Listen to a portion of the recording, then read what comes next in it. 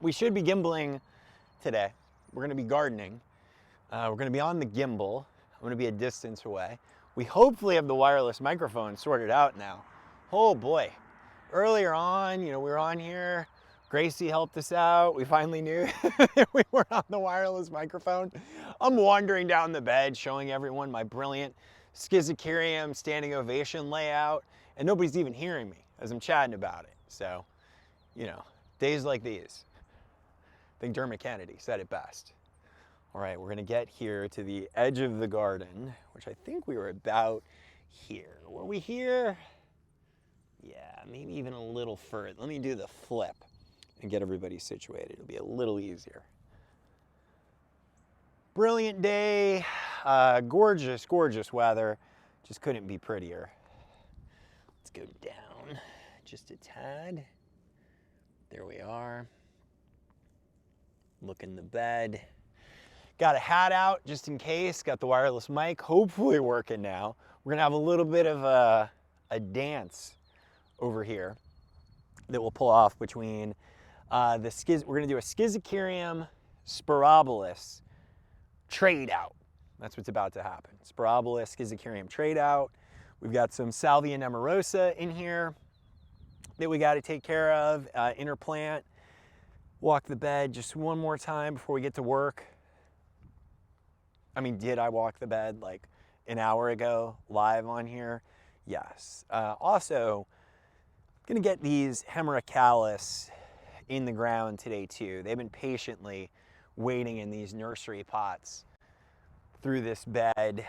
This is a little Eryngium yucifolium that I wanted to bulk up with. And I'll do that over the course of fall and winter in this bed, probably every year. I'll just walk around.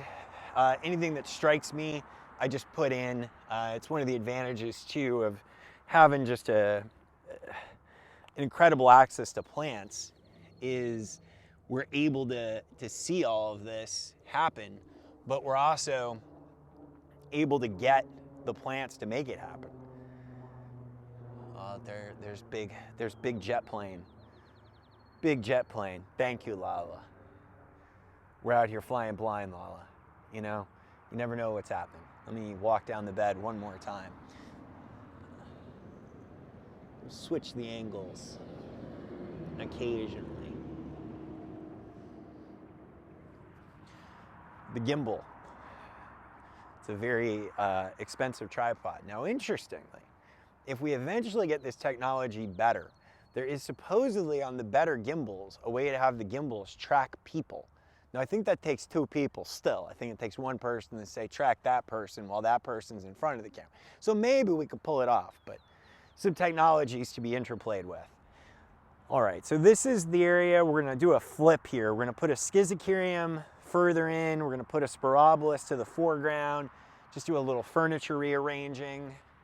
Boy, the Veronicastrum survived that frost event last night. That would have been a real son of a bitch if that Spirobolus would have got knocked out. I'm sorry, the Veronicastrum. That would have been horrible. So we've got 1, 2, 3, 4, 5. There's a lot of Veronicastrum in this bed. This area over here, it's interesting. There's this probably happens in a lot of gardens over time, but the far side of this bed is currently, I'd say, the more interesting. There's just more going on. The plants on the side I'm on, they're just younger and more newly planted. But I think this year, there's gonna be a switch that's going to happen where this side of the bed, which has a lot of big, bulky, volume plants, starts to become awesome. And that other side remains its awesomeness, but they just trade. They just trade out. That becomes a little bit more interesting and impactful. And right now it's the opposite. Stachyes and Nepeta Nepeta Neptune over here. Just keep these dandelions. These dandelions are real sons of bitches. Also a pycnanthum. I'm trying to throw a 8-foot running. Here, if you guys want to go to my Etsy shop, I'll be selling this pycnanthemum that I'm pulling out from around the stackies. Why gotta be so aggressive, pycnanthemum? It's in my nature. It's just all in here. This is called gardening. There was also a dandelion that actually initially got my attention that's competing with the pycnanthemum. And then as I get into the dandelion, I see the pycnanthemum trying to take over the stackies. Here, I will bring this a little closer to the camera so we can see what I'm talking about. We'll have occasional moments where I'll pull plants over to y'all so you can see what I'm referring to. So the pycnanthemum tenuifolium is this. So it's running all along the ground, right? So this runs, whoop, pops up, runs, pops up. So this would have started, run from here, run this way, pop up, run, pop up. That is what aggressive plants look. I mean, that's a pretty big root. That's what she said. But there's pycnanthemum tenuifolium. I mean, it's beautiful. I mean, you crush it. Ooh, minty goodness. I feel like I want to brush my teeth now. So, pretty good. But now I think we just need to lay out, which we already have, those salvia. There's a little gappiness over there next to that panicum. Then let me see, there's one more spot here. What is this spot? What is going on over here? Sometimes I have these areas where I'm like, wait a second, I think I missed a spot. We might have. All right, so we can correct that with probably one more of the Schizochyrium standing ovations. That will probably be the move over here. These stackies, these young ones, trying to help those out. Stackies are the best. I cannot be more pleased with what all of these are doing. This has just been such a good plant here at Natchez Glen this last year and a half. Hopefully if that continues forever, that plant and I are gonna have a long romance with each other. I'll take it on moonlight walks on the beach. It'll be just like a whole vibe. So the stackies, we've also got a little bit of potential of doing. If we put that Schizochyrium in, that's gonna give us 6 Schizochyriums, and that's too close to the sign of the devil, the mark of the beast, 666. We can't leave at 6. So let's grab 2 and just go to a total of 7. We got that one gap, and that'll actually be good too. It'll tie the plant into the plants in the front bed. There's a lot of Schizochyrium in the newly planted garden that's in front of this one. That'll tie that together. Cherry pick the 2 best Schizochyriums out of this tray. Thank you, I will. I see what happens. Sometimes they ride a little high. I was talking some shit about Schizochyrium haha tonka, and this is what I'm sometimes seeing. So the soil will erode from the side of the plant and expose this crown a little.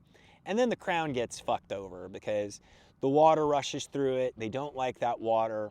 They hold too much. And you can actually maybe see here if Jeff Bezos is doing a semi-decent job, I think. Can't see the screen.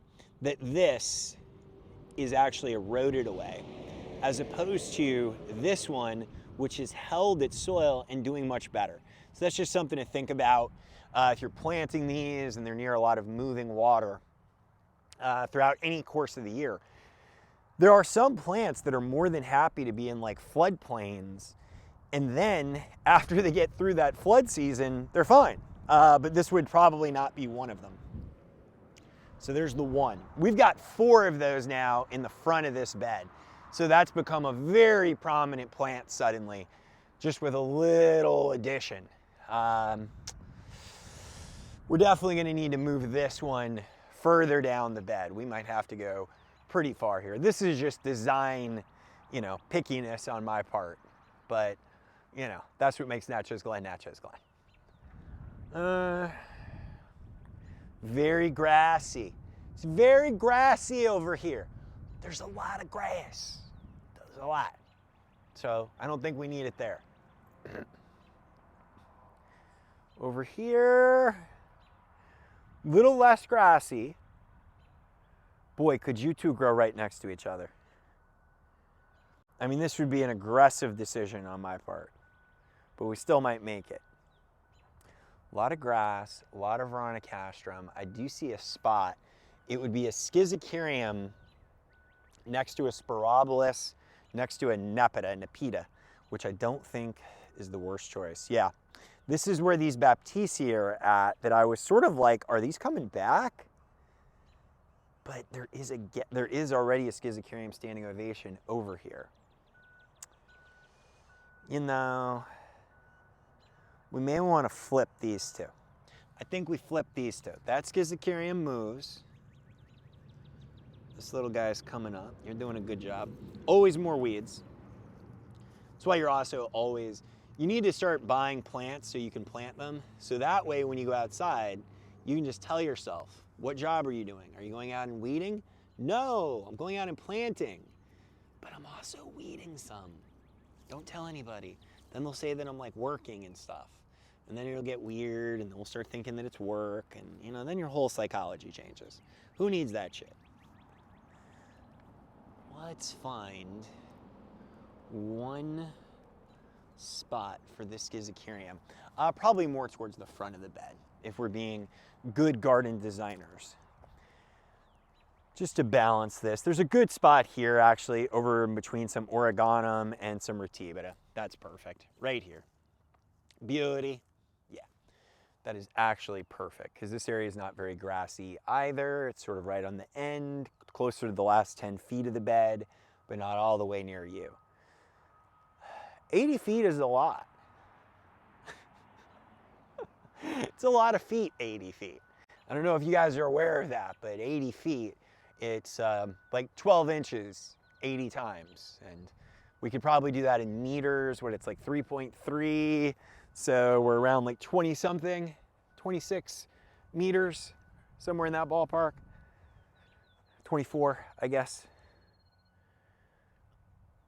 All right, no place to start like here. Gonna just start putting Salvia nemorosas into the ground. Also, a little more of my now patent pending, if you see a weed, put a plant there concept.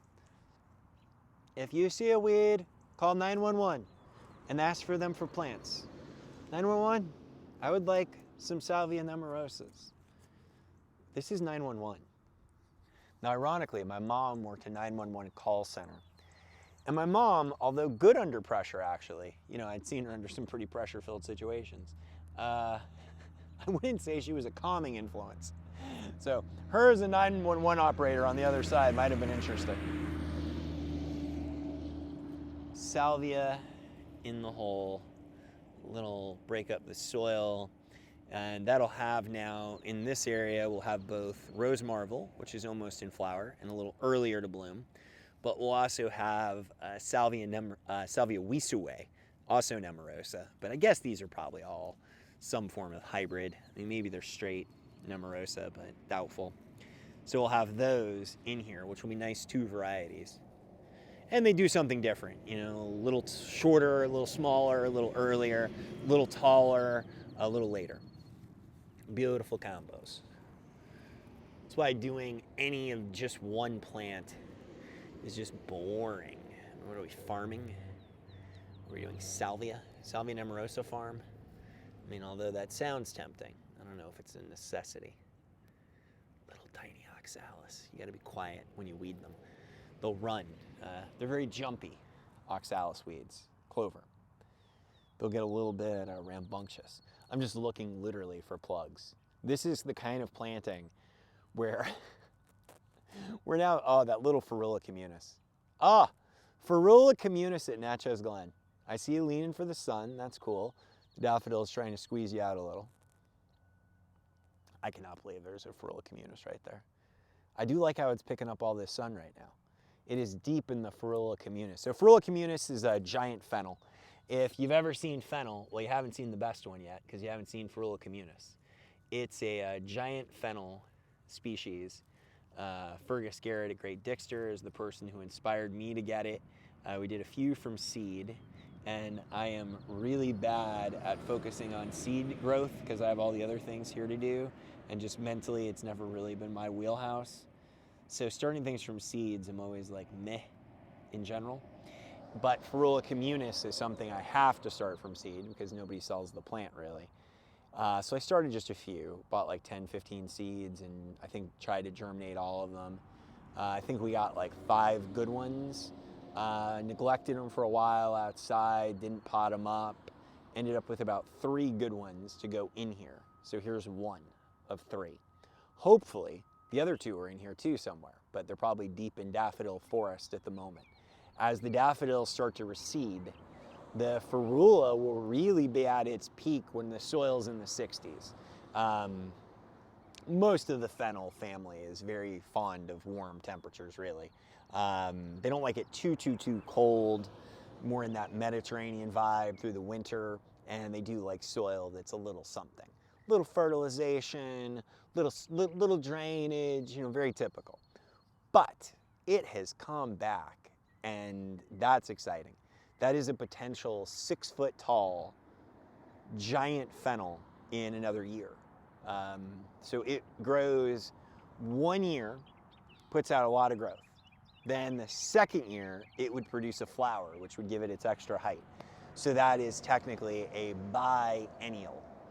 Now, I don't believe, or maybe they actually are monocarpic. So then you have this situation with many biennials, meaning they bloom in their second year where they're at, then go to seed. Many of them then actually die, the original parent plant. So the parent plant dies off after it's produced offset plants around it and or seeds that have maybe germinated. So it's a really fascinating little beautiful story of one plant goes and another plant comes. But I think we've got a good chance if that plant can establish here at Natchez Glen. We've got some of the things it likes. We do have warm. We've got pretty good soil. We've got decent ground moisture so it can get nice and big and chunky. So we've got good things on its side, and we'll just have to see. The winter and the frost events here are the things that are its problems, if it had problems here. Boy, the soil's working pretty decently today. It rained a lot the other day, but we're doing good. Soil is working here. It's another thing I look for is just minor soil improvements over time. Are they good? Are they bad? Those kind of things. If the soil starts to go south, I mean, all this shit goes south. So as many plants as I want to grow and as much ferula talk as a person can, and clearly I can talk a fair amount about Ferula communis, but it doesn't matter if I don't pay attention to what's going on with this throughout the course of the season and gardening. You know, last year we got into that wet cycle again, and what that meant was a lot of the sedums and dry loving plants were not so happy, but they have returned to look at this little son of a bitch. Little giant Acer. Oh jeez, hate Acer pseudoplanthus. If I actually get a tattoo, it should probably be against Acer pseudoplanthus. Can you get a tattoo that just reminds you how much you hate something? Is that possible? Hate is strong, just strongly annoyed. Annoyed that the plant exists and more people don't seem upset about it. So we've got a really tight group here of 5 Salvia nemorosa that we're putting together of Wisue. It'll probably be a bit of a death match between the 5 over the next 3 years, but that's in the future. Little Echinacea purpurea seedling I think I just pulled, by the way. You can usually tell them when they're babies, they have a little bit of that red just down the leaf petiole. And they do have a flat to the ground appearance when they're young, the Echinaceas. All right, let's keep going. So Sporobolus here. I'd move this Juga over here to show off on our stream, but not really a plant for this area. The Juga, Caitlin's Giant, which is just a good name. Am I being too impatient here? Probably. I'm looking just to see if I want to put this here or if I'm right on the edge of the bed, so I'm just taking a second to think about it. I think it's too much. There's 2 Sporobolus heterolepis terra over here, and I'd rather give, I think, the Sporobolus a little bit of a chance to do Sporobolus-y things. I'm just going to move some of the soil up just a little, just around them. The 2 grasses, Sporobolus heterolepis, we had a lot of water run through this bed, so it did move some soil around crowns of plants. So if I'm seeing any of that as we're going through, I'm trying to fix. Let me grab this Echinacea here, which is a little suspect for Asteraceae, aster yellows. So I'm going to pull this up out of the ground in a bit of a preemptive way.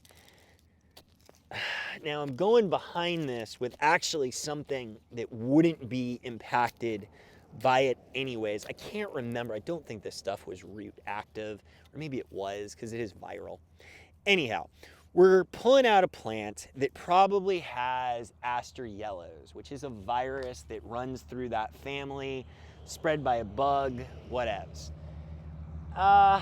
It does move from plant to plant. If you have other aster family plants near it, it can be a problem. So I'm removing it just out of an abundance of caution, and the plants don't actually look good anyways as it starts to impact them. I'll pull this over so y'all can see it. I'm just getting as much as possible. Knock off the loose soil. I'm not that concerned or panicked by the thought of it. Same with like rose rosette, all these things. The soil isn't what carries it. It's the actual root or vascular system of the plant. Speaking of rose roots, there's a little rose root rerooting.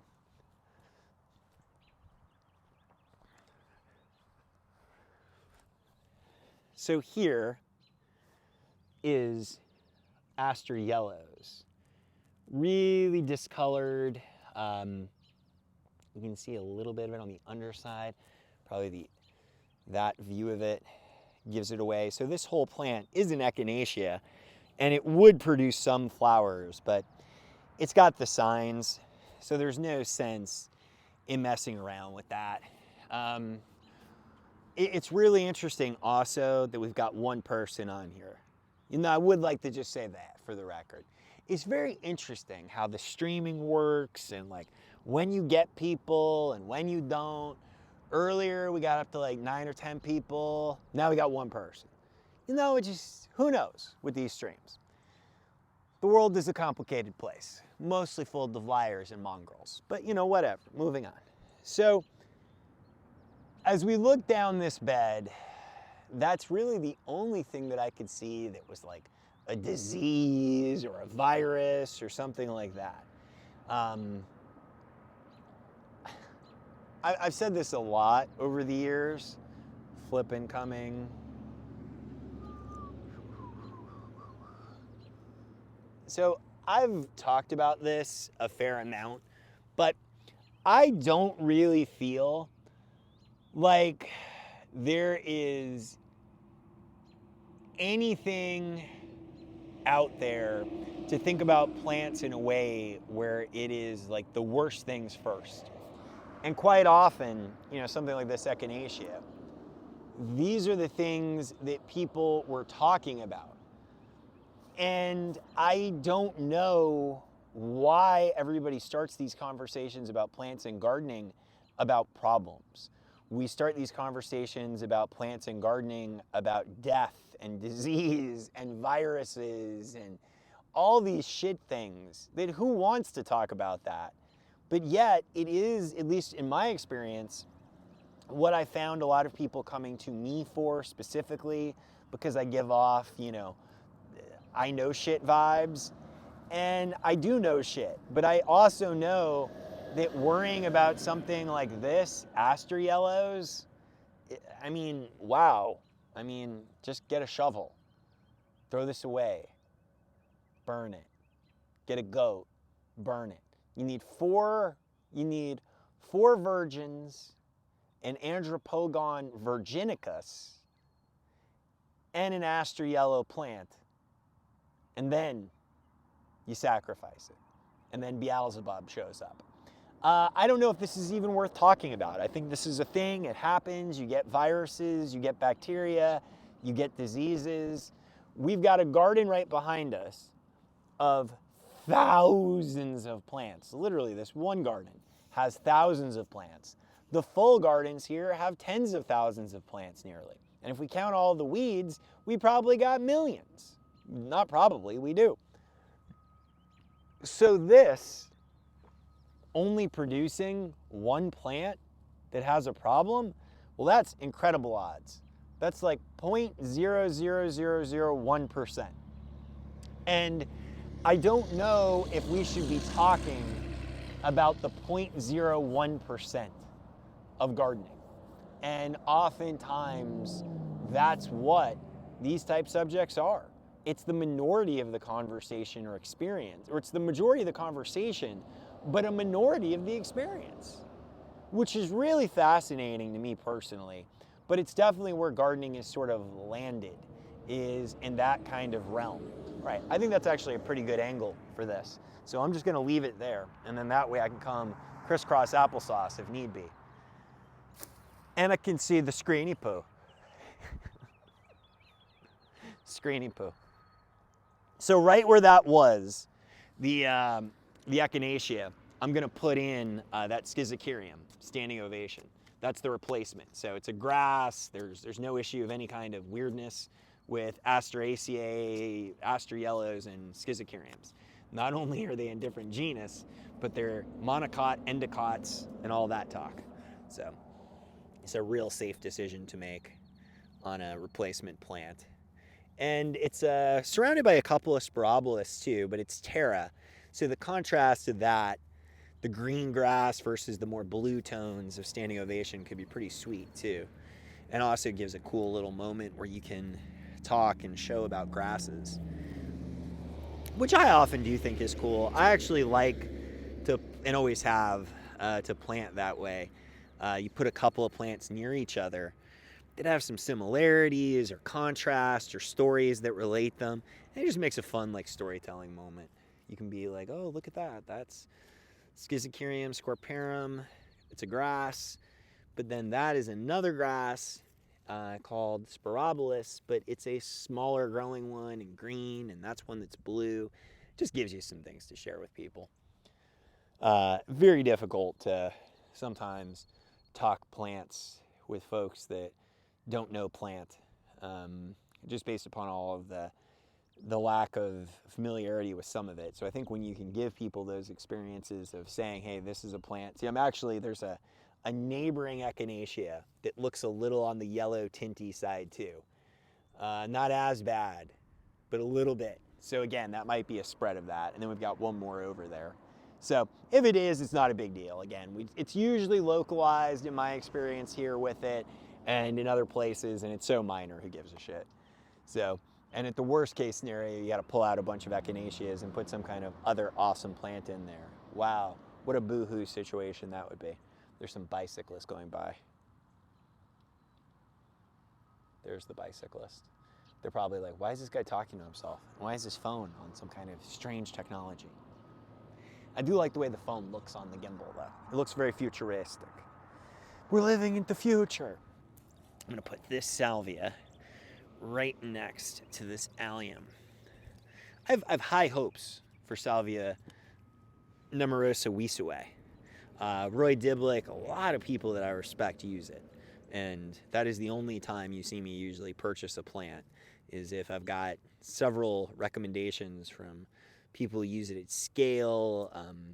Listening to other home gardeners, it never really worked out for me. Too many people named Karen and Betty, and too many people with knit sweaters. And the way they gardened wasn't really objective anyways, and they weren't knowledgeable enough about plants to really listen completely. You had to just take what they said with anecdotal info energy, which is what it is. But when you hear people who do it professionally, which also should be processing about that, is they do it at scale. So when they give you an endorsement of a plant, they're not talking about like one or two. They've probably seen the plant in hundreds, if not thousands of cases, and probably more than likely at dozens and dozens of different kind of soil sites and climatic maybe even conditions. So when they give you a plant recommendation, it really means something. When those other people say stuff, they're just sharing, which is fun, but be careful with that kind of thought. Just because your neighbor down the street grows something doesn't even mean you might be able to. I think that's something that I hear said a lot in garden circles, that I don't always agree with. Like, oh, just find out what other local people grow around you and then just do that. Well, so far, people following that strategy has led to the most boring fucking gardens in the world, called American gardens. Sorry, Montague. I know. Monty came over here. He was trying to find some things. He couldn't. Montague couldn't even find anything. It was so sad. Poor Montague was like, I'm coming to America to find out about American gardening culture. Now, should Montague have been told to come here? Obviously, he should have. I mean, obviously, Montague not coming to Natchez Glen was an oversight, but mostly it was a mistake. Mostly a mistake. Because what is American gardening culture without a talk with me and a visit here? Probably nothing. So we got these salvias moving. We'll continue to interplant those. And we've got that schizocarium. We'll keep working through here. I think I'm going to keep y'all on the wide angle because it's a little bit more pretty and you don't get just caught up in the grassiness. We're going to do this little like Sporobolus schizocarium trade out situation where we move the Sporobolus and put in the schiz. We'll definitely look at that up close and personal. I also want to get an opportunity to go through, show you that Ferula communis, and go through the middle tier of the bed a little bit as it's starting to develop. Hydrangea paniculatas are leafing out just at the right time. If they would have leafed out like a week or two ago, they could have got a little singed on their tips. Singed tips, the worst. You know, back in the 90s and 2000s when a lot of men were doing singed tips. I think that was frosted tips, but you know, I thought about it for a moment. You know, I saw a lot of cool kids doing it. And I was like, I think I'm gonna frost my tips maybe. But then I thought better of it. I was like, I don't think so. The little baby penstemon over here, by the way. Baby penstemon. I'll be selling that in my Etsy shop. Yes. Man, if we ever started an Etsy shop, we'd have a lot of weird plants in it. We'd have to label them something funny as well, like weed found, you know, Johnson's Junction, 1947. Just bizarre shit where people are like, what? It's like a little plant, I thought. Yeah, found in Johnson's Junction in 1947. Salvia nemorosa. A little interplanting, Salvia nemorosa Wisue next to sedum. This is night embers that we're by. Night embers had a rough year last year. Beautiful little carex that I've decided to leave in here, which I think is Bermudes. Pretty sure this is Bermudes, but who can tell? No one. Recently, I've discovered over the last 2 years, who can tell one salvia from the other, one carex from the other? The answer: no one, unless they're in flower. If they're in flower, we're all like, I can tell, but if they're not in flower, we're like, I can't tell. I just can't tell. I'm not that confident. I've had about 4 times with these carex that grow here naturally at Natchez Glen, where I've been like, I think that's a, and then I want to be real definitive and be like, I think that's a, and then I'm like, I don't think it, I can't say it that confidently. I just can't. I can't pull myself to believe that that's that carex.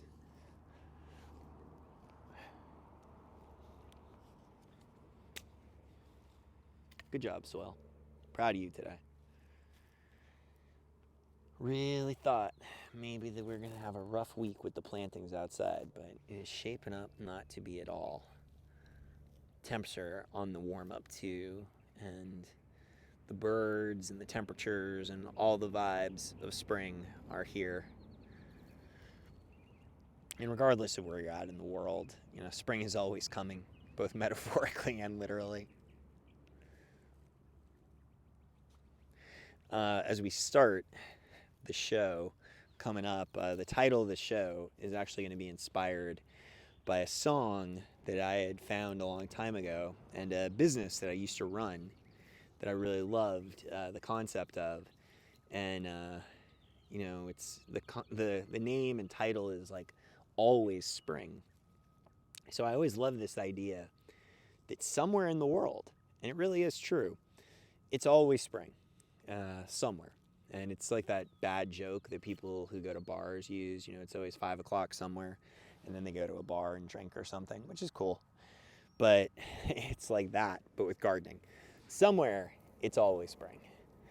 Another clump of Echinacea over here looking really, really good. So that group, perfectly fine. And also I'm gonna be interested, and I've never heard anybody speak to this in the States that much, but Echinacea Paleta is another one that I'm just watching very closely how well it's developing, and it's not a vigorous plant compared to Purpurea, but it definitely looks like it's a strong plant, and that is the kind of plant that I really get into. I love a good plant that just does its thing, has all these stages of subtle beauty that you really have to take time to learn, and then has this beautiful flower moment in Paleta's case.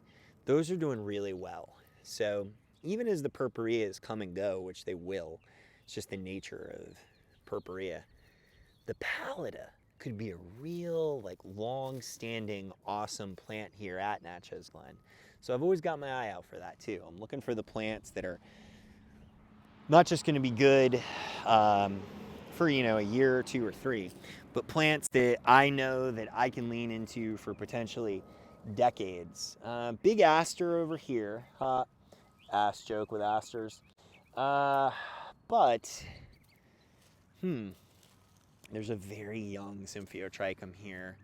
Salvia over here would just feel out of place almost, I think.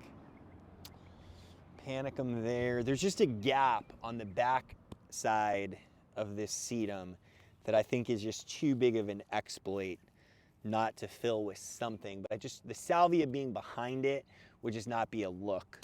So we'll stab that there, and then we're just gonna have a thinking moment together. Pull out this little dandelion coming out from underneath the Echinacea like a son of a bitch. Dandelions, man.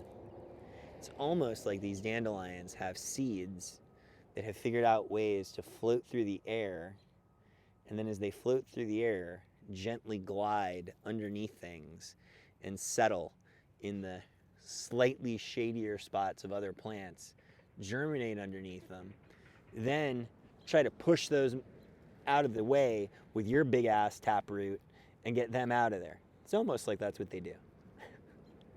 By the millions. Just probably here at Natchez Glen there's a million.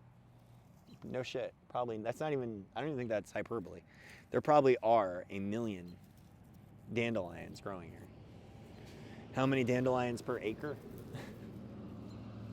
If there's a million spiders per acre, which is the new thing that entomologists go around saying, then I would assume dandelion is not too far behind that. Just moving some soil here, looking at this and trying to make a decision while we're in here weeding. We definitely need something here where the trowel is at. It's just not the salvia. So now let's look at composition. I'm actually going to flip you guys around on the stream and show you the area that I'm working in, so you can just sort of get a feel for the decision making. I gotta remember, I got a better jacket on. You know what I'm saying? Thank you, Lala. Thank you.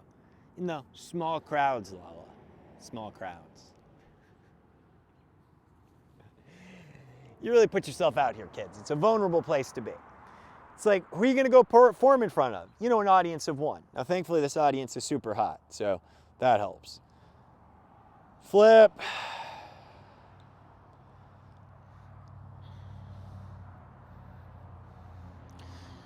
You know, years of effort on Instagram has led to people not knowing how to use TikTok, or Twitch, excuse me. I'm frazzled, I'm rattled by the whole thing. So here we are by the sedums, and they're gonna grow into each other a little, but not too much. There is a bit of that gap, right, where the trowel is at. So we need to put something there, but something that'll also still allow the sun to get to the sedums. If you put something too tall there, you're gonna block out the light to them, and they're just gonna start to struggle. There's already a bigger panicum next to the trowel, but we need something there for that space that we're comfy with. All right, I'm gonna leave that like that. Let's see how the gimbal decides to handle this. All right, the gimbal is tripoded up, mounted. So we don't want to introduce something new. That we don't want to do. So we've got to probably repeat something that's already in this bed. So that would be like a penstemon maybe, although there's no penstemon in this region of the bed. So that's a probably no-go then, if that's the case. What else?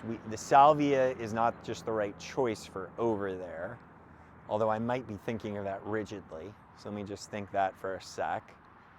Just visually looking at the bed. I mean, it could be the salvia, but I almost feel like if it's a salvia over there, we need to also increase that. If we had stackies left or any stakies left, I think that would actually be the choice. And the fact that I didn't put one there is sort of mind-blowing to me. Maybe we did put something there. We did put a Symphyotrichum there. It just takes it a while to grow into its space. But for now, I think we will go ahead and let's look for some stackies. Do we have any stackies left? I mean, we don't have one stackies.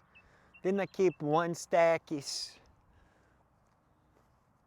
Is there any No, that's Eupatorium. That's Phlox paniculata Gina. Now Gina would be a good choice for over here. Gina's sort of tall and wispy. We don't have many Ginas over here. That would be a new introduction to this space. That could be pretty fucking fire. Let's look for stackies, and if we can't see stackies, let's do, somebody just honked. I don't know if they were honking at me or honking at somebody else. You never know. I get a lot of cat calls. I think it's usually my ass. I think it's my ass that really, gets all the guys to the yard. It's usually always people honking at me in pickup trucks though. It's always like people, like men who have delivered things, or like mulch or tree service people. It's usually folks like that. So shout out to them. They don't know how to use the internet, but they're big fans in the IRL of it. So there's those Parthenium integrifoliums. Those things still have not come up out of the ground. And over here they don't look like but they're okay though, I think. What an interesting plant. I think they're still good, but I'm not sure. You ever have a plant like that? Or a friend like that? You're like, are they good? I'm not sure. I'm just not sure if they're okay. These are Amsonia over here. There's some more phlox. What phlox are you? There's some Ratibata pinnata. That would actually be a choice. Sorry for the loud noises. It's a little bit of phlox. There's Gina. So I got a nice tray of Gina in my hand. I'm bringing that with me. I'm also going to bring this one. There's literally one Ratibata pinnata. So if we land on Ratibata pinnata being the best plant for that space, it's going to literally be like one. Stackies, I think we did literally use all of them. We literally created a river in this bed of stackies. Which leads me to believing that Phlox paniculata Gina in my right hand is the right choice. That's such a good plant. It's really a no-brainer plant, and there's so many of them in here already. If anything, I was just a little bit afraid, like, okay, Steve, maybe it's enough with Gina, but you can never have too much Gina. Too much Gina? Oh, I can't even believe you had the nerve to say that. Jeez Louise. Yeah, I can actually see some spots. So I'll pull, this is a good grower as well. These plugs actually look great. And I can't even remember where I sourced these from, but I should, because they did a great job on these. Some Ginas come in, they're a little bit leaner. These came in, they were just nice and bulky. Plus they did sit here for a full year nearly too. So, a little bulking, but great plant in general. So let's pull 5. And then one of them is gonna go right where that trowel is. And then the others, well, they'll find homes. Oh yeah, good looking Ginas. Little top weeding on the Ginas. Over winter, as the plants sit around the nursery, they just gather little tiny weed seeds that have germinated.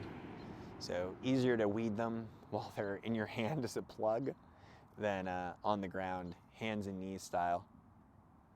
Although hands and knees can be fun too.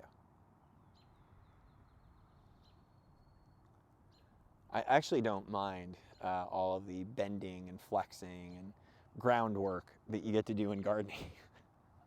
I've heard people that are into like MMA and UFC and that stuff. There's this phrase they use for when the fighters fall to the ground. They call it ground and pound. And whenever I've been out here gardening and all my hands are on the ground, my knees are on the ground, I'm like, this is a whole other type of ground and pound. I'm on the ground and I'm pounding plants into it. I'm gonna walk right towards y'all, and while I'm doing that, I'm actually gonna be weeding and doing a little bit of a layout of Phlox paniculata Gina off camera. Oh yeah, it's gonna be good. Oh, this is a good decision. Good, chat, whose idea was it to put Gina over here? It's a good choice. Good job by us. Everybody. Standing ovation and Gina in the same garden stream. Yeah, that happened. That shit's real. Real life and stuff. Little Gina, little baby Gina coming out. Can't weed that. Little growth point. But it's okay. If you ever make these mistakes, by the way, when you have young plants and you think you screwed up, you step on it, you run it over with your wheelbarrow, or you burn it in an incinerator, they're usually okay. The last one usually isn't. Don't ask me how I know, but they're typically okay. So we just laid out 3, and now I'm thinking about laying out 2 more to bring us to 5. And this is such a good plant, and I'm seeing enough gaps where it might bring us to a grand total of 7 in the bed. Yeah, we definitely are gonna go 7, I think. Just a few too many spots to add. Great thing about this Phlox paniculata Gina, by the way, and it's true with a lot of Phlox paniculatas, but the foliage hangs a little closer to the ground, right? The basal foliage is tight, and then the plant, as it comes up, the stems, the things that come up, are carrying flowers. So you don't get this real dense, grassy, vegetative looking thing. You get a tall spike plant that has air and light that go through it. And that is important. Air and light in the world of gardening is a little more than just decent to have. It's must have. We are killing it today on the Twitch stream. I would just like to say, I'm doing a great job.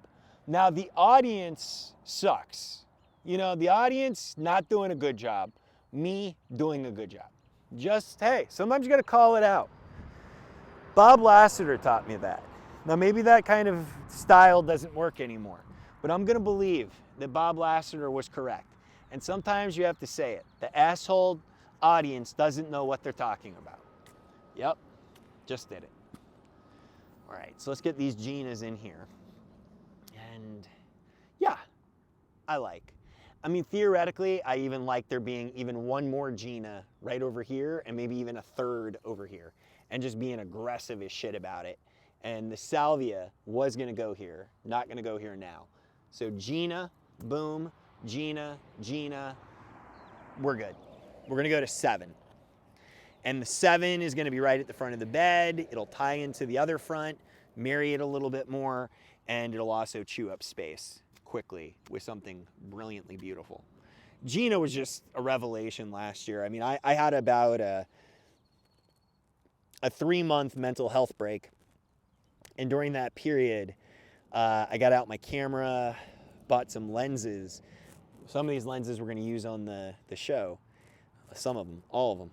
And during that period, I just had this love affair with Gina. Every time I came out, it looked beautiful. Every time I came out, there were butterflies on it.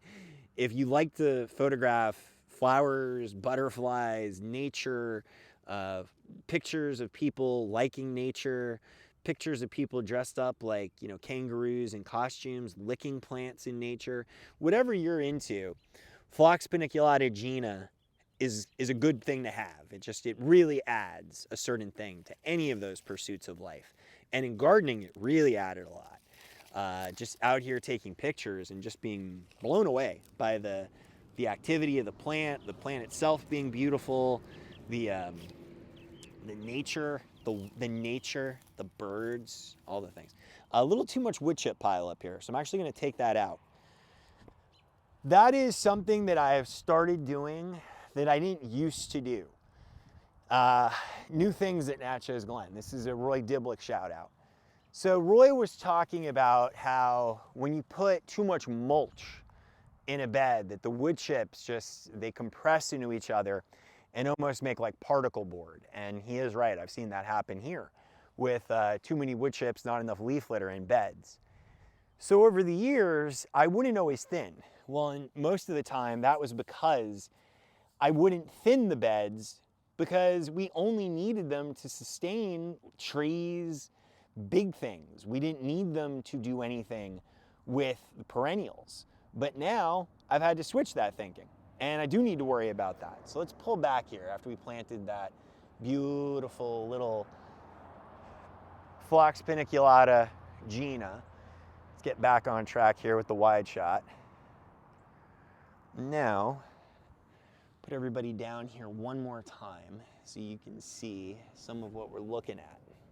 So now as we lay out those other Ginas, we're gonna be just over here on this left side of the bed, just stretching Gina. So this planting we're doing now is probably going to create, Gina will now be dotted through this entire garden bed. And I'm actually strongly considering, Gina was also discovered here in Nashville on the river, on the Harpeth. And I need to find, first off, the family or the person who found Gina. That's the first thing. But beyond that, we're gonna have to figure out if Gina is gonna be in every garden here at Natchez Glen, because it might need to be, quite frankly. It's that good of a plant, and I like it that much. The whole flirtation last year between it and the butterflies. The butterflies just being like, Gina, we love you. And Gina being like, I love you all too. It was like a real Taylor Swift relationship with her fans. It was a Swiftie relationship for sure between Phlox paniculata Gina and the butterflies. Everybody, it was just a love fest. There was no drama at all. It was crazy. They all wore cardigans. They just sat around drinking herbal teas. It was awesome. Mostly with oat milk, though. We used a lot of oat milk that day. Schizochyrium, standing ovation going into the ground. And then we're going to get on to the Gina plantings. Soil doing great. Good job, soil. Old daffodil bulb that didn't get planted. No big deal. Just throw it that way. Gina. Let's just do a little weeding while we're over here, too. Anything else? So this is going to be between a bluebird, Symphyotrichum laevis, Stachy's officinalis, summer romance, summer crush, one of those two, and then Stachy's humilo, which is one of the other species of Stachy's. It's the one with the bee, I think. I always forget. Got to remember all my Stachy species. Phlox paniculata Gina, and actually we'll do that, by the way. So the way I've learned botanical is, so I'll Google that, like I'll Google Stachy's, and I know all the cultivated varieties that are on the garden, horticulture, nursery industry market, but a lot of the species you don't see. So that takes you down like an iNaturalist road, even just a simple like Wikipedia page, just to see them laid out. And it just gives you such greater insights. There's Phlox paniculata down one. Right by my feet here. There's a schiz, there's an aster, a little more schiz. Then, yeah, I think I'm right over here. We could actually do one right on the edge here, which is not the worst idea. Let's do it. There was a daffodil here, but the bulb is young, and it didn't do that great. So let's just move that bulb. So this is all I'm doing. I'm just taking this bulb and just pulling the whole chunk, and then we'll just drop that somewhere else. Easy. And we're replacing it with Gina, which is just a plug, and they're essentially at the exact same stage if you look at these two plants side by side. This is the plug from a nursery. This is a daffodil from Natchez Glen in the ground. replaceable. Big phlox paniculata that grows to be a clump about 12 to 18 inches wide. Giant flower spikes that get to 3 to 4, maybe even 5 feet. Little tiny, sword-like plants foliage. One flower early in the spring. Foliage dies back after late spring. Eventually creates bulblets. Gonna be quite a few years before this gets to be 12 to 18 inches wide in density like this. Much faster grower than this. That's it. So just choices, creative options.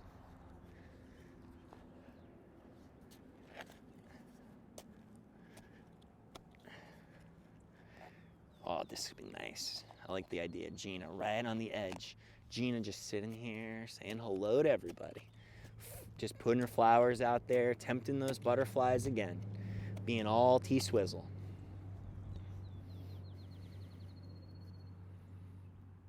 Did a good edging of this bed over the weekend, and it really shows. Like today, we did get some rain and the weird frosty temperatures and all of that, but thankfully the frost didn't get us. Great.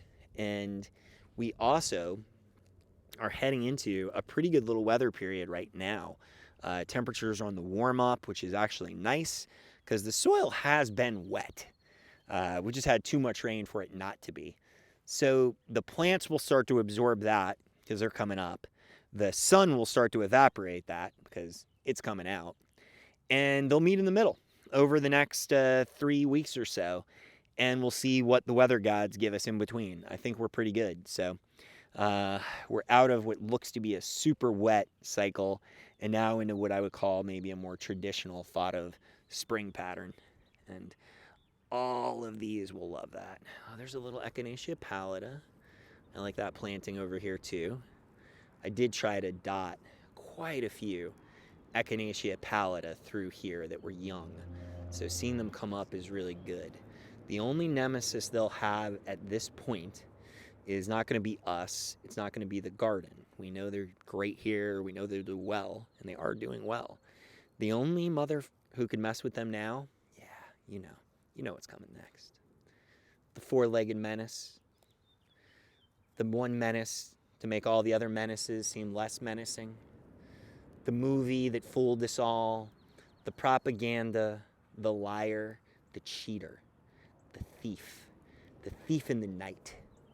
The thief in the night who steals your plants, who chews them to a nub. That's right. Dear Bambi sons of bitches. That's really the only problem that Echinacea Paleta could have now till the time it makes a flower. So as long as that Bambi son of bitch don't show up, we're probably at a pretty good place here. There's a lot of small weed over here that I'm not worrying too much about at the moment. The ground's just a little bit tight to pull it because it's so wet still. But what we're really doing is just pulling it enough to let the stackies and all the other intentionally planted plants just outpace them. So little weeding like this is just to help your plants. It's not really doing anything, aesthetically. It's just allowing our plants to have the freedom and runway to do their thing. If we don't do that, that's when we run into problems. You get competition, and this is the time of year where plants move quickly, and sometimes we move slowly. And that combination can be a bad thing. You have a plant or two that's a little bit vigorous in nature, and that plant shows up and just is like, I'm here, and just dominates early spring with like germination. And then the time you get to like late May, it's just game over almost. You're just beat to death by this plant and its obsession over dominating your garden. Son of a bitch. So let's move a little bit over to our left here. We'll get us to this other side now that we've planted most of the littles on that side. Plus we can stare over at the other big garden bed while we're here as we finish up this planting. Oh, look at Nurasagi. Oh, Nurasagi, you're such a charmer. Look at you. Oh, you're the Nurasagiest. Just Nurasagi to the maximum. I had Nurasagi and Boskop Glory. We grew both of them at the nursery, pretty big quantities of both. Had never really liked Boskop Glory as much as Nurasagi. Thought Nurasagi was better. But now, as I've gotten older, I like Nurasagi over here, but I'm more of a fan of Boskop Glory. Yeah, it just goes to show you, your opinion on plants and many topics in life probably should change. If you have the same thoughts and beliefs when you were younger that you have when you were older, I don't know all the time. Your ideas should probably evolve with you as a more fluid person. Life Thoughts with Steve. Boy, these little weeds, they're so tough. All right, so we got that. Anything else? Have trowel, will plant. So we're just looking through, making sure there's nothing we missed. Don't see any over here quite yet. There's that daffodil, which we'll replant that just real quickly. So here's our daffodil, right? Our little bulblet. I'm just gonna go right on the edge of the bed. Pull this to the side, put this in, cover up, break this up. We just transplanted the daffodil. It will do the rest of the work. We just did the one thing. We also have a clematis too that we should think about putting over here also. Let's finish this planting, then I'll grab a clematis, Clematis montana rubens, and we'll do that too. Get that going up the trowel. Just a really young plant, but I know we want to do the climbers, and we've already got one over there, but to quicken the pace on that idea, a little bit of agastache that I didn't pull out of here yet. Lobelia syphilitica is doing well. Oh my gosh. We're growing Lobelia syphilitica. It's happening. Lobelia syphilitica is a doer. Ah. Great garden phrases of the UK. Good doer. We should just make those shirts already. Good doer. I mean, that's like a garden plant that's good is called a good doer. I mean, there's no better name ever. Is it a good plant? It's a good doer. Paniculata Gina in. We're about 8 inches from a Agastache Blue Fortune, Agastache Blue Fortune. And those two can live together pretty well. Agastache, most people who I respect don't believe them to be like long-lived perennials. And so far that seems pretty true in my experience with them as well. They'll do well, and you see a little bit of decline. Blue Fortune's been pretty good so far for me over the years. I haven't tried all the new ones, and there are exciting new ones. Black Adder. There's the other one that's like variegated. Crazy Fortune or Good Fortune or something like that. I'm not much into the variegated vibes, but if you are, tell me how it is. I'd be curious. Sometimes the variegated plants are not as good because you're introducing just a plant that is sometimes slightly weaker growing, and that can be a challenge. Oh, there's that Hemericalis right here too. Let's plant that while we're here. Little weeding action. Always with the weeding. The weeding, despite everybody wanting to tell you that it stops, it doesn't stop, it just changes. When things are going well, it just changes. You weed a little less, and it doesn't feel as overwhelming, and you also have enough of the plants you love where people don't notice there's not as many of the plants that you don't love. That's the other trick to gardening, is just get so many of the plants that you like. You and others don't pay attention to the plants called weeds. Everybody's like, wow, look at all your Phlox paniculata Ginas. You could probably just plant a field of Phlox paniculata Ginas. Give them help for 2-3 years. Just let them establish. Then, after 3 years, just let whatever the fuck happens, happens. And those Ginas would probably compete well if the soil and everything was, aligned. And people would just be like, oh my God, what a great garden you have. And you would just have like 200 Ginas and nothing else. Everything else would just be native, whatever drops. That's an idea I just gave everybody. Somebody do that. Chat, somebody do that.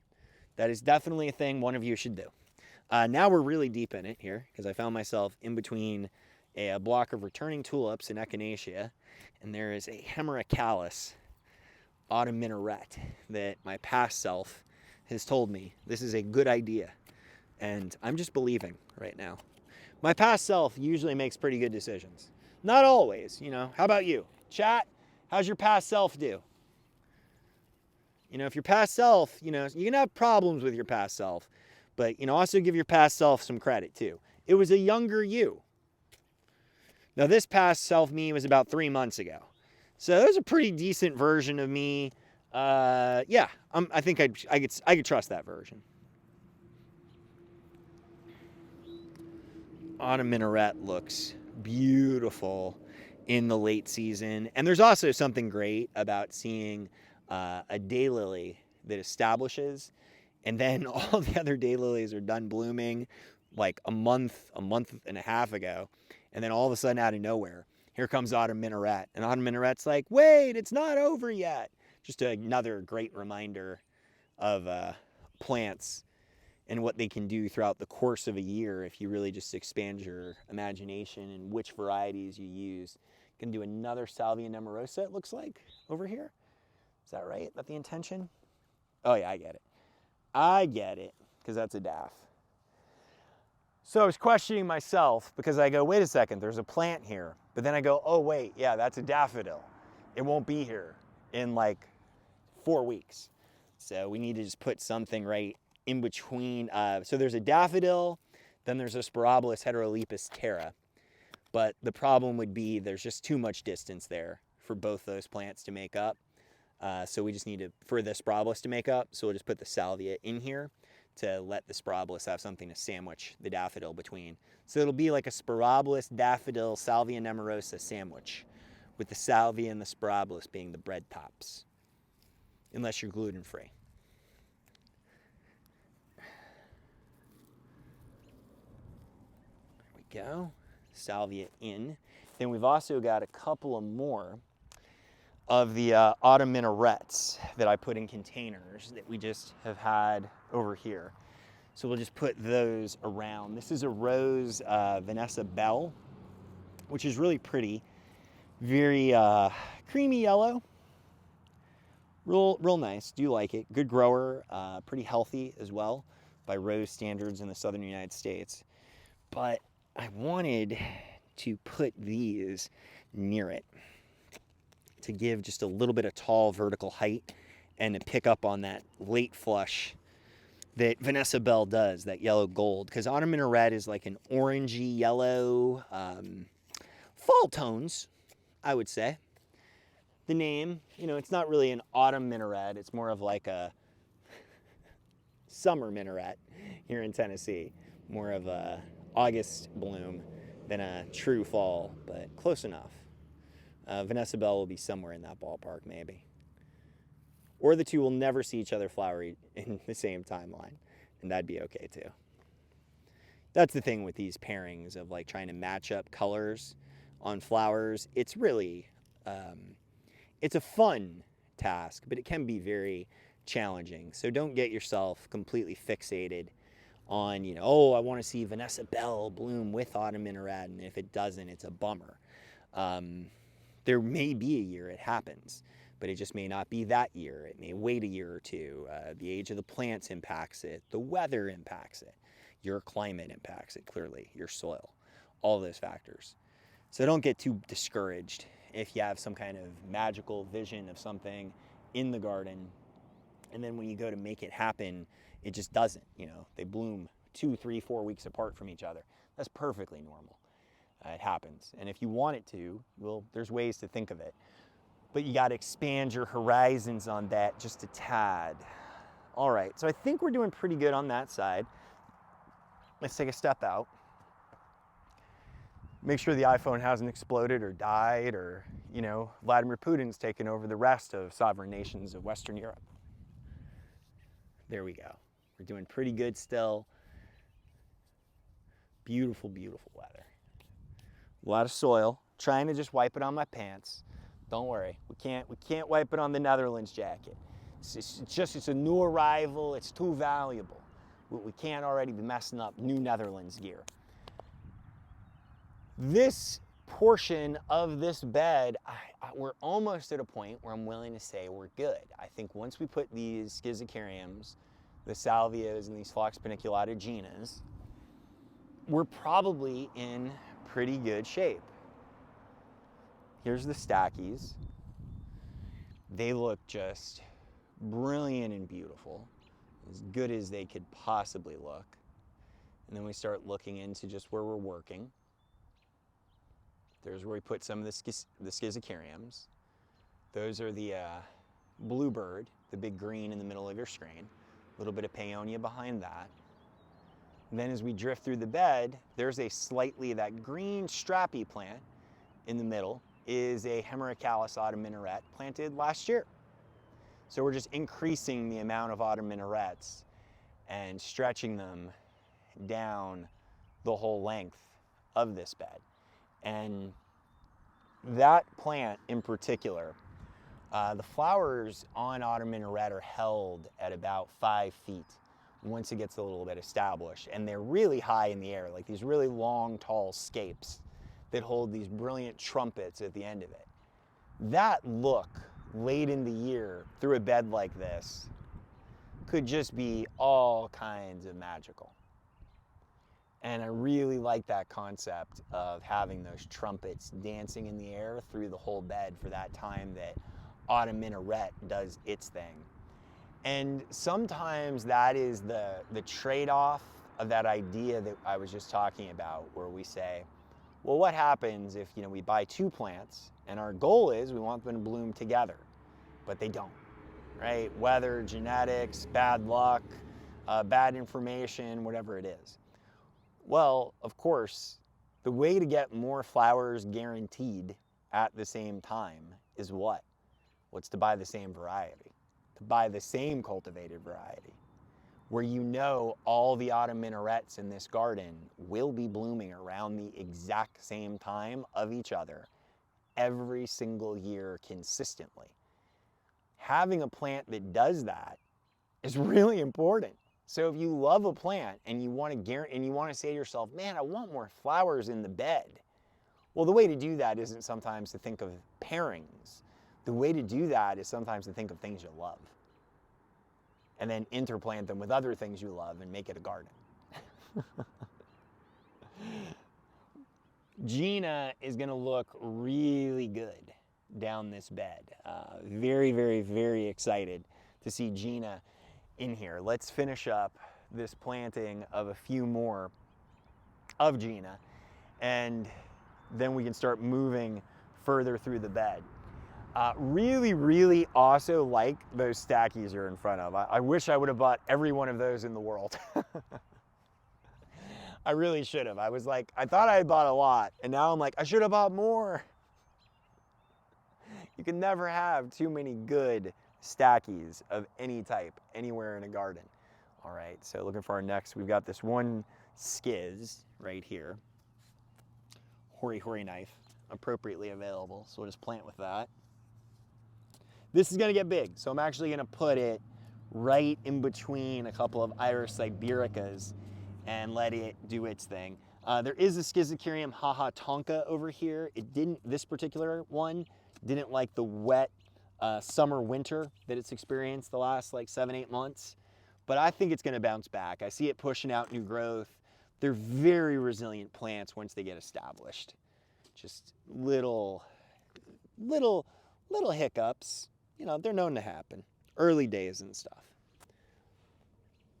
This though, I don't think will have those problems. Schizochyrium standing ovation is faster growing than haha tonka too.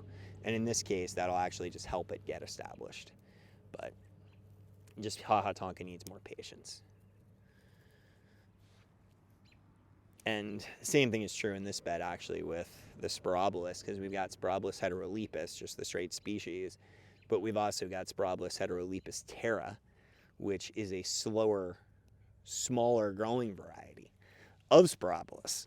So we've got to help terra a little bit more than we do its neighboring Spirobolus, which are just like, we're gonna eat the world. Terra's like, I'm gonna eat the world, but it's gonna be at my pace and probably a little slower than the species version over here, which is acting like it hasn't done anything in years. Doesn't get out of the house that much. So there's that. done. There was another Phlox paniculata Gina over here, wasn't there, chat? Damn, how did I miss this? Did we already plant all the Phlox paniculata Ginas? I really think we did. This is a maze. Got this one Salvia nemorosa up here in the front, but that's it. Okay, now we need to start working down the rest of the bed because we did lay out a bunch of Schizochyrium standing ovation down the length of this entire garden bed. So now we can start finding those and planting them. Let me move the angle of the camera here, and we'll move the other direction so we can just see it from a new lens.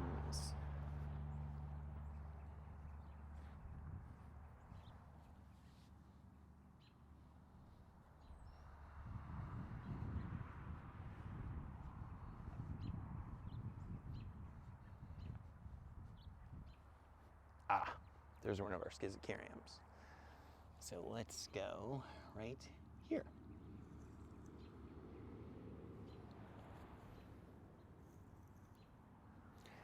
Schizochyrium scorparum, standing ovation. I'm gonna stand between these Retibitas. There's a Asclepias incarnata over here. There's a Phlox paniculata Gina right by my foot. The taprooted weeds, they're just so aggressive.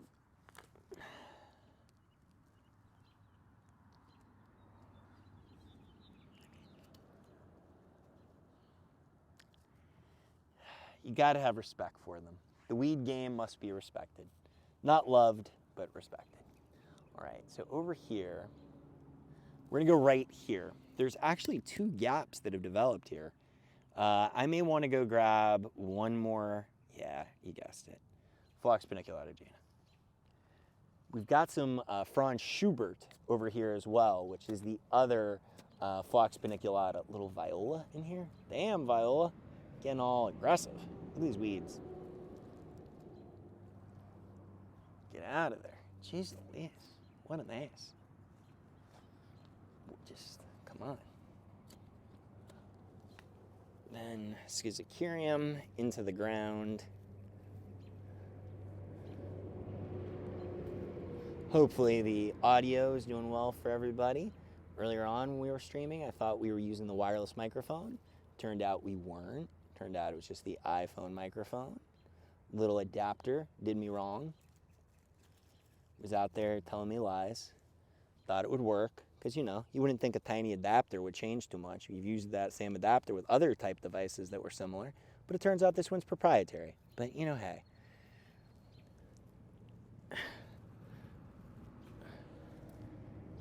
Little Schizochyrium planting. So they're standing ovation. Done. We got to figure out something to go right here. Boom. All right. So the trowel is marking the spot. And now we do have another Retibita. That's a grouping of 4 Retibita pinnatas. Should it be 5? Probably. I think we're gonna grab that extra Retibita that I brought with us. That's why we packed extra Retibitas for lunch. Let's grab one of those. If we put that Retibita pinnata on here, that gives us some of the bulking that we want to have happen. Let me show you the Retibitas. This is Retibita pinnata right here into this block. So there are 5 over here. Panicum's near it. Lobelia syphilitica, the little green right there. That little yellowy green coming out of the ground is Panicum virgatum purple tears. Then a little bit of Stachy's action, and then we're into Pycnanthemum tenuifolium action, which is a lot of action. It's a lot of aggressiveness from the Pycnanthemum family. The Pycnanthemum family, most aggressive of the families. Of all of the 5 families, Pycnanthemum is like, we're gonna beat up everybody. So do we do Gina or Retibita? I think we do Retibita. I'm really feeling that there. We got the grasses, we got some daffs, we got the Asclepias is right behind it. So that's the other thing. The Asclepias incarnata has that same kind of foliage that Phlox paniculata Gina does. Retibita has this much like softer, lacier foliage that we've seen. So I'd rather lean into that and make this more of a texture difference as far as a flower difference.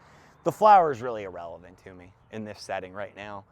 There's too many flowers already. If anything, there were too many flowers in this bed. I know there's no such thing, but there sort of were. And now we can focus on some of the other parts of the conversation, which is more textural and bloom time and trying to get some of that orchestra of having things blooming together that we mentioned earlier. Go.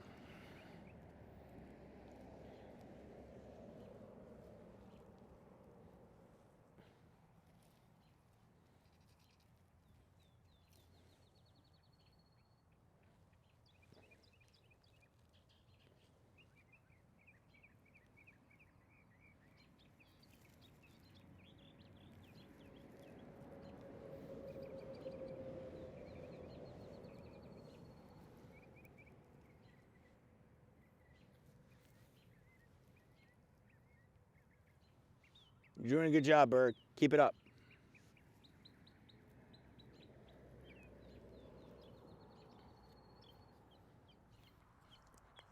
Retibita, pinnata, accomplished. So we add in that Retibita. That gives us some structure there. That's great. That fills that gap. Now we can look down this side of the bed. We can find the rest of those Schizochyrium standing ovations. I'll throw my trowel in my pocket. Yes, that is a trowel in my pocket. And we will get those planted. Little turn to our left.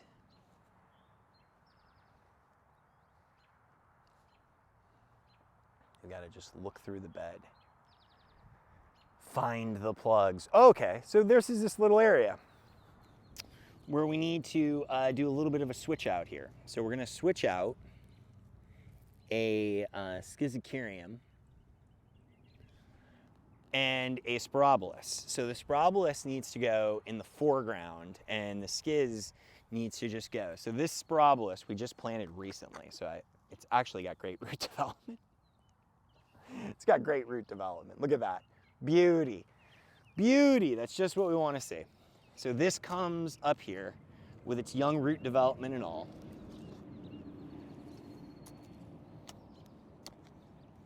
There we go. This is a little Calamintha nepeta. We're going to talk at some point about that if this continues to be an issue. But, hey, it's all right. I'll let people call whatever they want to be the perennial plant of the year. I believe, speaking of, Schizochyrium squarparum is the Perennial Plant Association plant of 22, I believe. 21 was Calamintha nepeta, subspecies nepeta. The Perennial Plant Association plant of the year for this year, I believe, is Schizochyrium squarparum. Not a cultivated variety specifically, but just, all of them. They're all good. Are they? I didn't think they were all good. They're all good. Damn big flower. They'll just sell you whatever. They're all great. This is the latest and greatest one. It chops, it dices, it slices, it makes phone calls, it leaves phone calls. It'll text your neighbors and tell them that your dog is missing. It'll do whatever you need it to. It seems to be their vibe.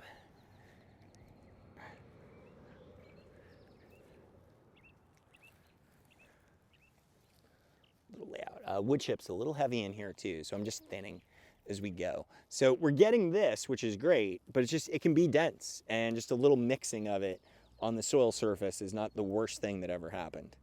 Just that top half inch or so of soil. We're gonna get this Schizochyrium over here.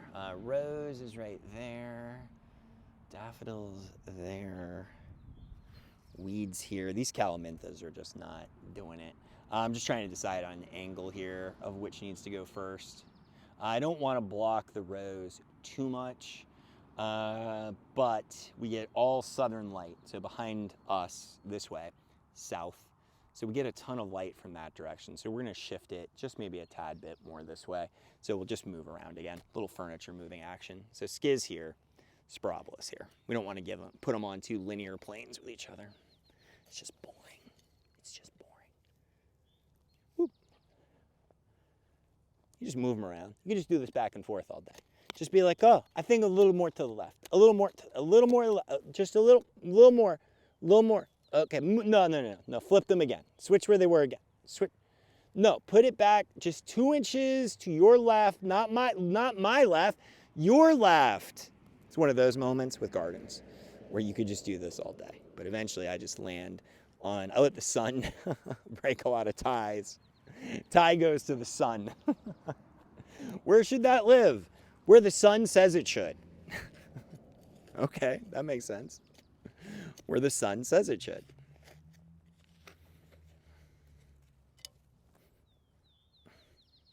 Little moist over here.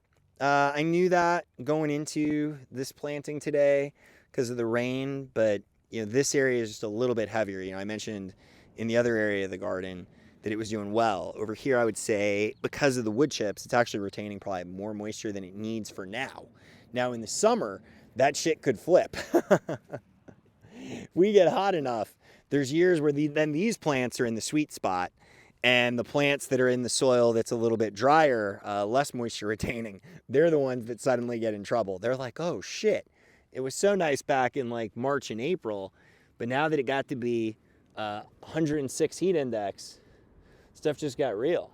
Doing a little more weeding, just as I'm right here by them. Weed today, because you'll forget tomorrow. Life philosophies. Oh, geez. Underneath the rose even. Live? Yeah, I got to do it. Live. Oh, we're going to get hit by this rose. If I bleed on Twitch, can you guys share it? You guys share. Okay, so I'm going to make a clip or something. Ow. That hurt. Okay, I got the foliage at least. We didn't get the root, but we got most of the shoots. There's a geranium in here too. Oh, this is real precarious. Oh, this damn geranium. Literally found. Literally was like, I can grow right in the middle of this rose, I think. That would definitely let Steve get cut. Oh, this is a tricky one. Damn. Hold on, we gotta be very quiet. Very quiet. Hold on. Bam! Done! That's expert gardening right there. I don't even think I got cut. I mean, that's skill set. I mean, when you can just pull out plants and not even get cut. These weeds, by the way, native geranium. Doing what native geranium does. Take over your garden, not look that cute, but have the word geranium. It's really banking on that word. It's like people like geraniums, I think, and if they hear I'm a geranium, maybe they won't weed me. Or I'll just be so aggressive and prolific that even if you wanted to, you can't keep up. Either way. Another big weed by one of the roses. Oh, no time like the present. So here's a rose. Here's a weed. Here's a weed by a rose. Let's see how this goes. All right, rose, weed. This is gonna be another one of these where I think I'm gonna settle for foliage. If I can get the top, that's great. If I can get the root, better. Not getting, come on. Good job. It's gonna do it. Look at us. We got the whole thing. While we're here, grab a couple of others.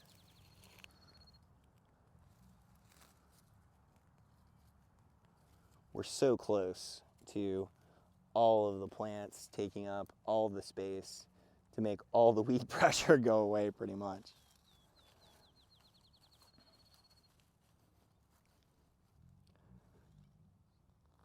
The sweet spot where some of the weeds actually look to grow, by the way, is right by other plants, right? Because what are the other plants doing?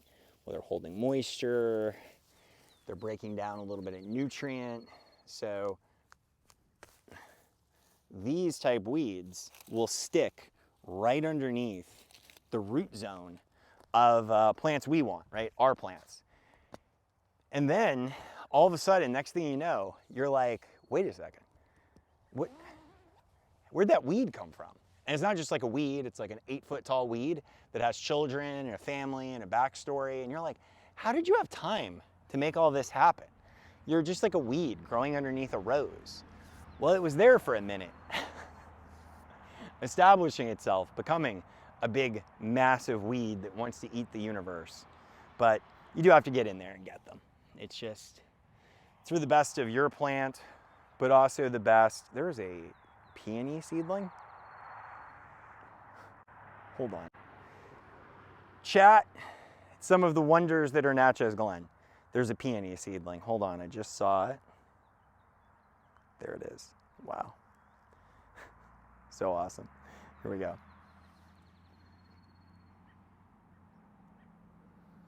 Lala, look what we're growing. Little baby peony. That's what this is. So this isn't a tuber. I know it just because the way it's sort of growing, and it's very shallow. If we moved it, it would almost fall over. This is a literal from a seed peony, Paeonia lactiflora seedling. Little seed that probably fell off another plant or a bird or the wind or something, and there it is. I know this because right down that way, there were some blooming last year, young ones, and then right over, right on cue, right over behind this hydrangea, on the other side of the daffodils, that is peonies right over there. And they were blooming last year too. So one of them goes to seed, a little wind, a little bird, a little squirrel, a little chipmunk son of a bitch, any of them. And they, what's up, Roll? Roll making cameos. Rolly life. What's up, man? How are you? You been doing good? What you been up to, man? I haven't seen you in like 40 minutes. I know, it's been forever. Oh, you still got that tick? Let's see, you still got that tick, man? Remember he had a tick the other day. Is it still there, guy? Oh yeah, it's still there. His poor tick is still there. Oh, do you not get paid attention to by your owners? Oh, we just got cat-tailed. Always got hit in the head with a cattail. Okay, Roll. Can you be trusted if I put the camera down? Will you not knock it over? Will you not knock it over, Rolls?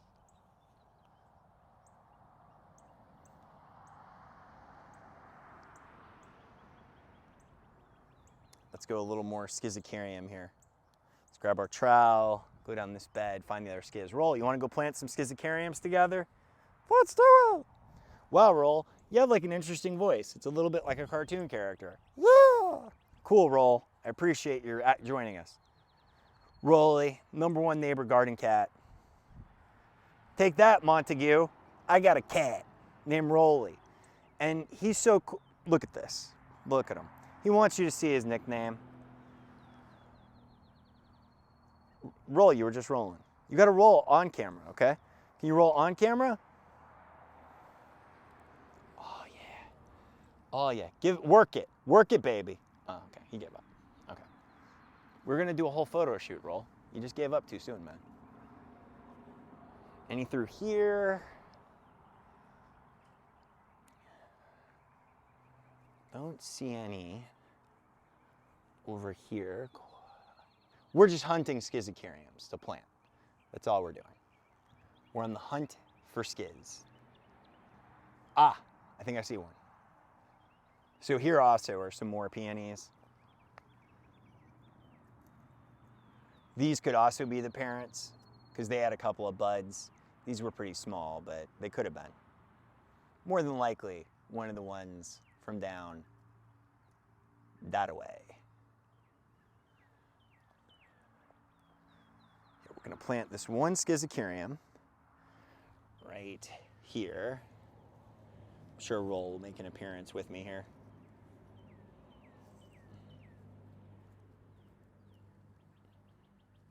Come here, Roll. Come over here. Don't knock over the camera. Come on, come with me, guy. He's coming with me. I just grabbed them to avoid. Here, go right there. There you go. Good job, guy. All right, we're gonna plant right here. Yeah, right here. This is a good spot. Yeah, you think so? No? Okay, he thinks it is. He only just keeps asking about the mice. He's like, what plants bring the mice? Have you ever thought about any of those mice plants? I Googled on the internet that there's some plants that attract mice. Would you like to attract some mice? I'm like, Rolly, I think you're the only one who's into the mice, man. Well, yeah. Don't worry. There'll be mice. Where there are gardens, there are mice. Don't worry. We just have taken to calling some of them voles because it just sounds somehow less like, you know, not fancy. Vole sounds fancy. So it's like, oh, what are those? Voles. Couldn't you have just said mouse? No, they're fancier than that. They're voles. They're just mice that live in the ground. So now we got Agastache over here, Oregonum Herrenhaus, a little bit of Ratibida, Tulip, Rose, Oregonum Herrenhaus, more Daffs, Panicum, Schizochyrium hahatonka by my feet, nearly stepped on, and then Phlox paniculata Gina, and then that's about it right here. Trying to give the rose a little bit of you know, air circulation, and then some really good looking Phlox paniculata Ginas that are strong this year. So just doubling down. That's a pretty good combo last year. Agastache, Blue Fortune, and Gina together. They were really strong. Blue Fortune, when it gets established, a 2-year window, when it gets there, boy, it's really good. That if it's happy in a year and you grow Agastache well, boy, it can just be a show-stopping beauty. But then again, you know, putters out a little bit. It's not like a long-lived perennial. When you see a perennial die in your garden, don't blame the perennial. I mean, it's not like a guarantee. If you get 3-4 years out of a perennial plant, I think you're doing great. And the key is just to have so many plants that you don't notice, right? If you have 3 plants and one dies, you know, that's a visual problem potentially. If you have 45,000 plants and one dies, that's not noticed.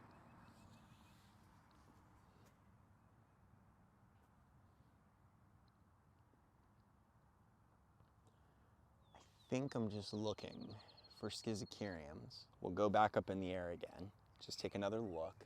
And then when we're done planting this, I think we're gonna be done streaming because, you know, streaming. There's our other schiz. Weeding, over the top weeding, yep. There you go. Always a little something, just floating around somewhere in the universe. Little Panicum, little Baptisia. I'm gonna go Schizochyrium right here, in between these, and hope this works. I know it'll work for now, but it's a long-term, will it work? Short-term, shit, yeah, we got a shovel. We can put anything in the ground. That's easy. Putting plants in the ground, well, that ain't no fucking job. I mean, that's easy as anybody can do that. Look, I put plants in the ground. Congratulations. The real question is can you put plants in the ground in a way where they live nicely and they look good and they all perform pretty well and you're not losing hundreds of thousands of plants every year. You're losing like single digits or less than 10%.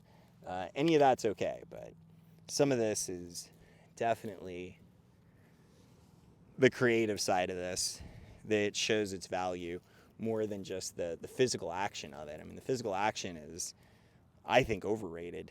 A lot of people are always asking me, they're like, how do you have so much energy to do all this? I'm like, I don't know. I don't do all this all as much maybe as people think. And then I also have felt that's not really that hard. That's just going out and doing things. The more fun, creative part is, will this Sprobolus heterolepis, that Sprobolus heterolepis, this Baptisia, and this Baptisia, and this Schizocarium, and this Astromacrophyllum twilight, will they all live together in happy harmony? That's more of the art of gardening. Got a little more weed action here on the perennial hibiscus that are just starting to emerge. They're so late to the party. Another plant, if you've never gardened with them, don't be alarmed. You know, you'll see everything else coming up out of the ground, and they won't be, and you can get a little panicked. Like, but they're there. It's a very reliable plant, very cold hardy, very resilient to almost everything. It's why it's become pretty popular in the nursery trade.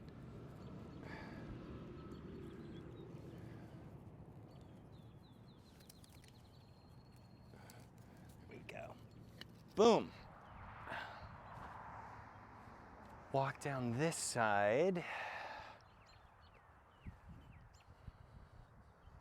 I think we've got all of the Schizocarium in the ground.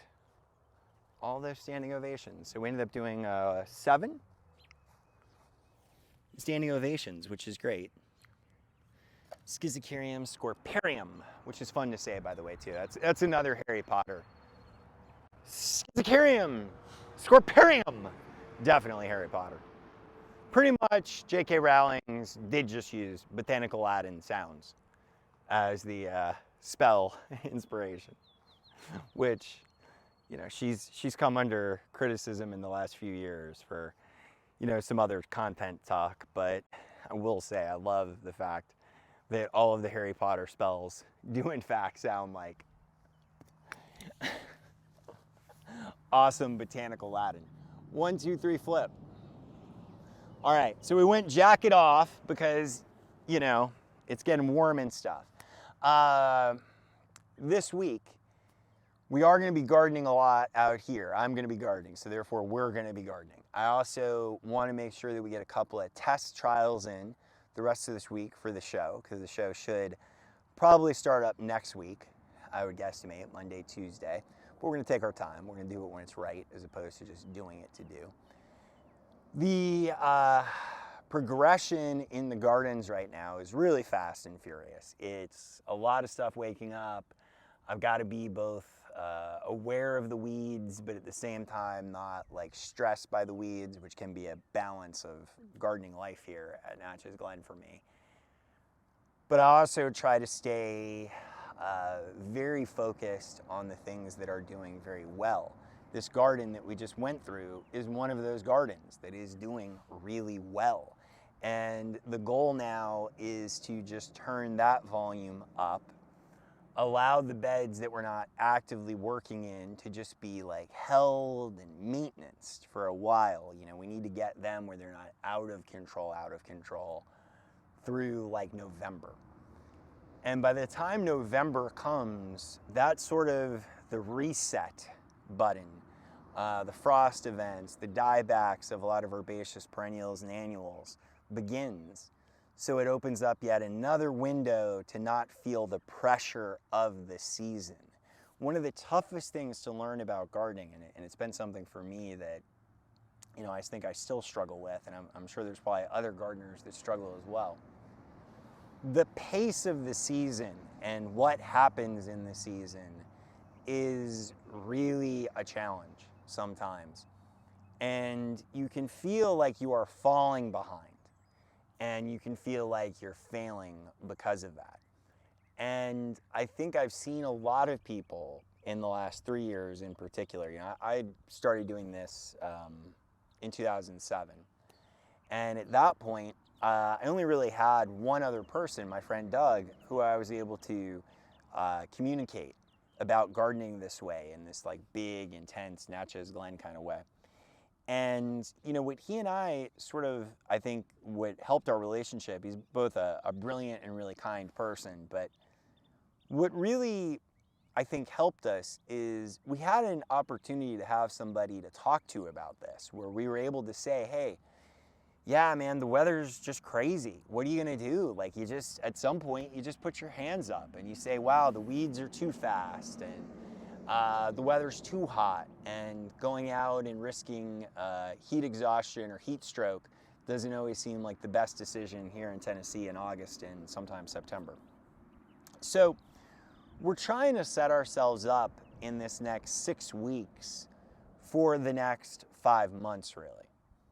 The work you do in like April, May, and if you're so fortunate to be in a climate where June leans more moderate than hot, is you're trying to do enough effort and work where July, August, September feel a little easier. The pressure of gardening isn't overwhelming. So that is why these days are important. And then once we get into July, August, September, those really hot days to work, you have to make decisions on what's priority, because you're a priority, right? I know at least I am when I garden. I love the plants, but I'm also not trying to, pass out, on the floor. So we have to make smart decisions. And gardening in the United States, and my friend Montague, I'm sure, has maybe not experienced this as much, although with current climate change, maybe Montague will be relating to me more now. The summer here ain't no joke. The summer here is a real son of a bitch. It will come for your soul and most of your body moisture. So we do have to think that way over this next 45 days or so that we have before we get to an official June. And my hope is the weather stays relatively moderate. For here in Tennessee, that's going to be in the 70s and maybe with an occasional low 80s mixed in. But as long as we're in that vibe where we're 85 and under, let's call it, consistently, even if we're in the mid 80s, I'm fine, but consistently, and the nighttime temperatures are around like the 60s, we'll be good. Now, if shit goes wonky, come on, roll. We're talking weather, bruh. Come on, bruh.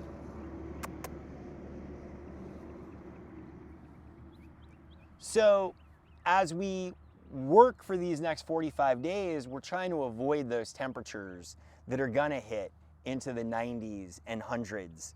And we know that's coming. It's not a what if, it's a when. So we just need to be prepared and make smart decisions to save ourselves work for later in the season. If we work in a smart way now, it'll save us hard work later. Work smarter, not harder. The gardening version of that.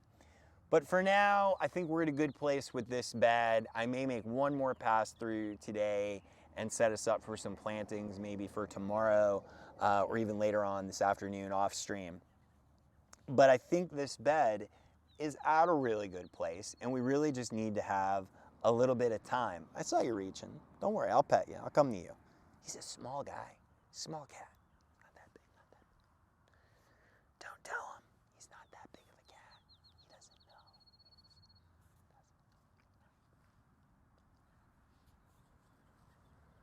He's very lean and mean cat. Right? You doing a good job these days? Have you gotten better? Have you killed any voles? I don't really care about moles, okay? Moles, they eat bugs. They make some tunnels. People are against the tunnels, but they don't eat plants. They just eat bugs. So moles, please, you can just move past. I mean, if you want to, go. You do you, but mostly voles. I'd mostly rather see them kill the voles. Birds, try to leave the birds alone. They're harder anyways. Have you seen them? They can fly. I mean, why want to mess with something that can fly? That shit's just, I mean, you don't have a jetpack. Do you have a jetpack? If he had a jetpack, I mean, maybe he could go after the bird hunting. But minus a jetpack, man, what can you really do? You know? You got this thing still? I know, I'm gonna help you, don't worry. Oh yeah, there it is, I see it. He's got a tick. It's have to off-stream situation. I mean, we could on-stream it, chat. If you'd like to see me remove a tick live on stream, I will do it. I mean, I'll probably end up getting bit by the cat on the stream. So there could be some real content value in that. But I think we're in a good spot. A couple of Hemeracalis autumn minarets that we got to float through the bed that we already put a few in here while we did this stream together. I see like 3 more of those that I had earmarked for in here, and that's it. So beautiful garden bed so far to start. Very proud of where this bed is currently at, and I think by the time the grasses get to some peak grassiness, Augusty probably, we should really get a sense for what this bed is going to become every year long term, and that'll be another opportunity to come through and make some choices for edits, for additions, subtractions, anything that we may want to do, and that'd probably be July. So probably a couple of more weeks of thinking about planting things in this bed, and then we move into a maintenance mode in here, and then another window of opportunity pops up in that late August window to think about it again and to plant things in August and September that are essentially like fall planting. Fall planting, I saw what you were thinking about it, weren't you? You're gonna get a little frisky. He does a little kicky action. He goes, you know, he gets that boxer action going, gets that real energy going, don't you? Get a little hype. You get a little hype sometimes. Don't worry, man. We're gonna help you out. We'll get this thing right off you. I gotta, did you see? I got like a tweezer set. You've come to the right person to remove ticks. I've removed more ticks from myself than I would like to admit publicly on a Twitch stream. So you are in good hands. Alrighty, everybody. That was a really fun stream. We planted some things. We talked with Rolly. A lot happened. We will talk soon. Rolly too.